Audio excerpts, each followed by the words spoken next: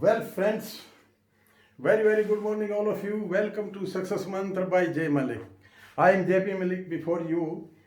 Today we will discuss an very important chapter, Limitation Act 1963 के अंदर section 17 बहुत important है और ये डिस्कस करेगा कि फ्रॉड, कोई किसी के साथ फ्रॉड होता है, कंसीलमेंट ऑफ फैक्ट होता है, मिस्टेक होता है, तीन चीज को ये डील करता है।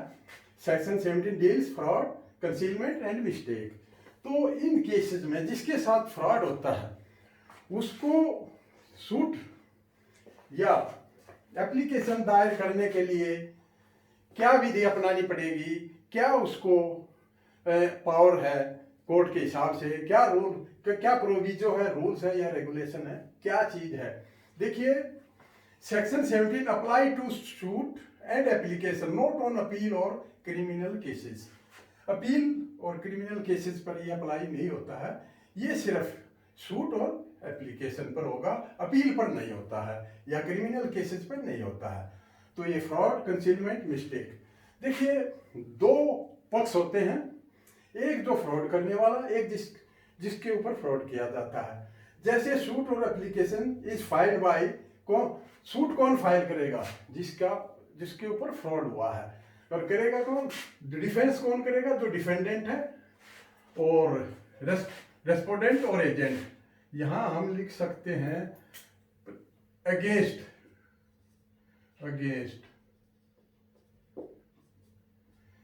तो ये जो प्लेंटिफ है, जो दावा करता है और या एप्लीकेंट है, वो किसके अगेंस्ट करेगा? डिफेंडेंट और रिस्पोंडेंट और हीज एजेंट, जिसने फ्रॉड किया है तो या कंसीलमेंट किया है। कंसीलमेंट का मतलब ये है किसी का टाइटल या राइट्स को छिपाना, वो डॉक्यूमेंट छिपा लेना और फ्रॉड कर लेना।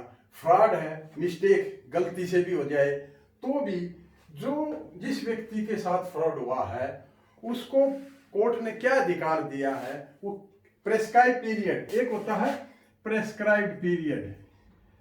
कोर्ट ने, जैसे पिछले वीडियोस में दिखा था, कोर्ट ने एक प्रेस्क्राइब पीरियड किया है कि इसके अंदर ही आप दावा या एप्लीकेशन सूट फाइल कर सकते हैं किसी व्यक्ति, एक लिमिट है। उसके बाद कोर्ट के थ्रू केस नहीं हो सकता है, वो अपना डैमेज या अपनी रिकवरी नहीं कर सकता है, एक सर्टेन पीरियड फिक्स है।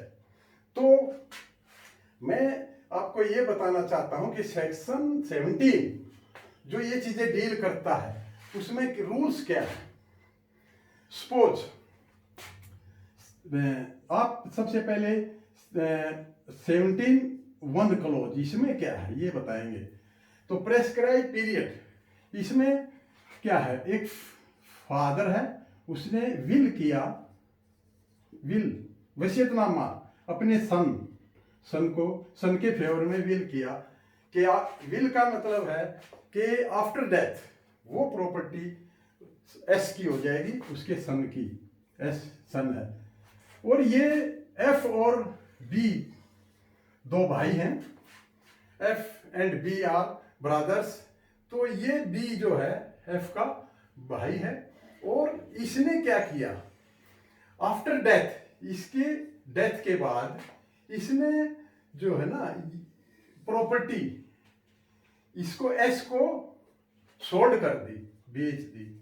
यानी ये जो प्रॉपर्टी इसी की थी, एस की थी, जो विल के थ्रू आई थी, वो इसने फ्रॉड से, धोखे से एस को बेच दी। इसको नहीं पता था, एस को ये नहीं पता था कि ये प्रॉपर्टी के मेरे फेवर में विल है, तो इसको पता नहीं था, तो इसने उसको बेच दी। सपोज ये बेची रुपीज 10 लाख, 10 लाख में ये बेच दी। तो फ्रॉड जो है ना बी ने किया है।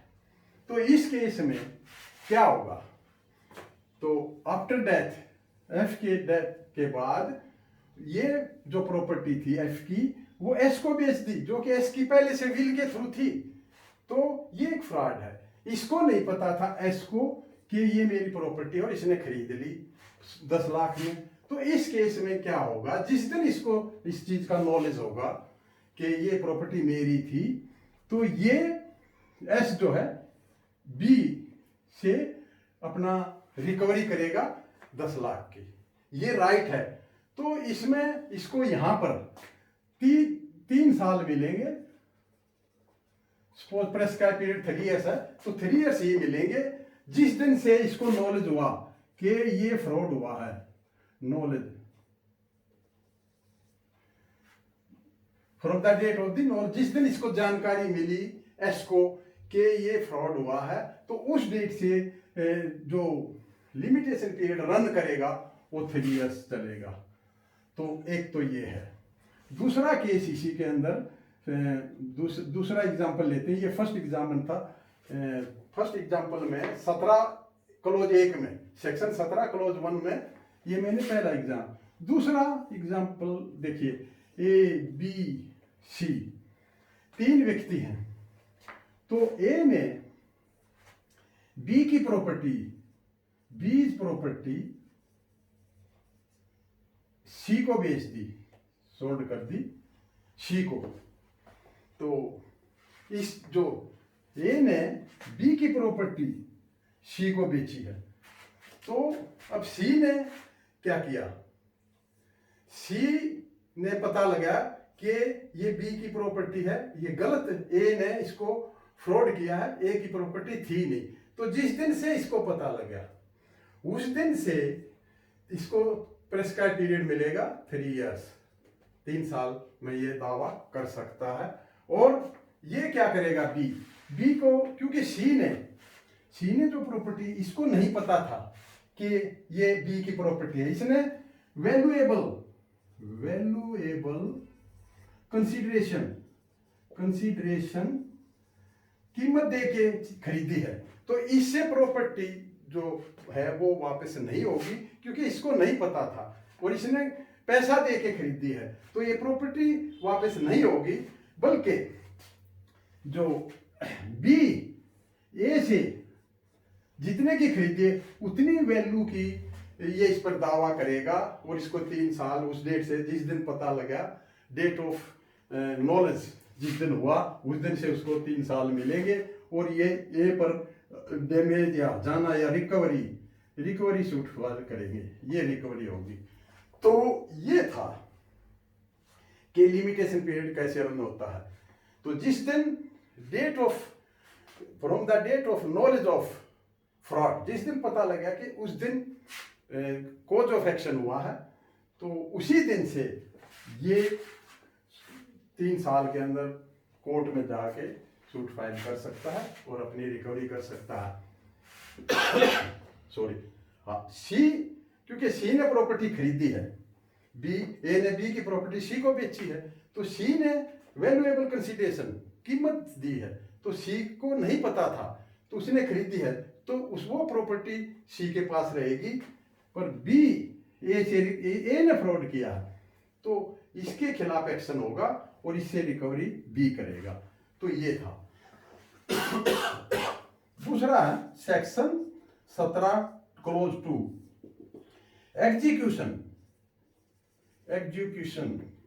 कोई भी प्रॉपर्टी, इमूवेबल प्रॉपर्टी, उसका 12 ईयर्स लिमिटेशन पीरियड होता है, 12 साल के अंदर। सपोज ए है और ये बी है।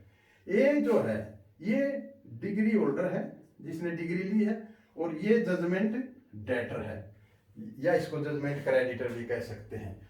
तो यहां पर इसको सपोज यहां पर पता लगा आफ्टर 7 ईयर्स के पास यहां पर इसको जानकारी मिली, फ्रॉड डिस्कवर हुआ कि ये जो डिग्री होल्डर है, इस बी ने जो जजमेंट डेटर था, इसको बाय फोर्स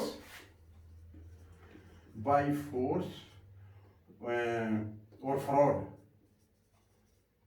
की नियत से उसको एग्जीक्यूशन नहीं डालने दिया, प्रिवेंशन ऑफ एग्जीक्यूशन किया है उसने, बाय फोर्स या फ्रॉड से उसको एग्जीक्यूशन कोर्ट में डालने नहीं दिया। तो प्रिवेंशन इसने किया है, रोके रखा इसको, तो इसको रोके रखा डिग्री होल्डर को बी ने।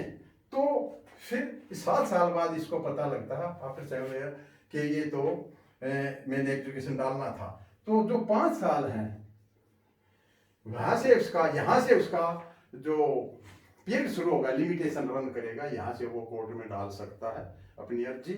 या सपोज 12 ईयर्स ही पास हो गए या और भी ज्यादा, कितने साल पे, 100 साल भी अगर पास हो जाए, तो जिस दिन डेट ऑफ नॉलेज ये जानकारी हुई कि ये इसको रोका गया है, तो यहाँ से उसको 1 साल और 1 ईयर ये कोर्ट उसको प्रोवाइड कर सकता है कि 1 साल के अंदर, 12 साल के बाद जब भी उसको जानकारी मिली कि मैंने इसका एग्जीक्यूशन डालना है, तो 1 साल उसको कोर्ट देगा, उसके अंदर वो एग्जीक्यूशन पिटीशन फाइल कर सकता है। तो मेन चीजें क्या है कि date of knowledge of fraud.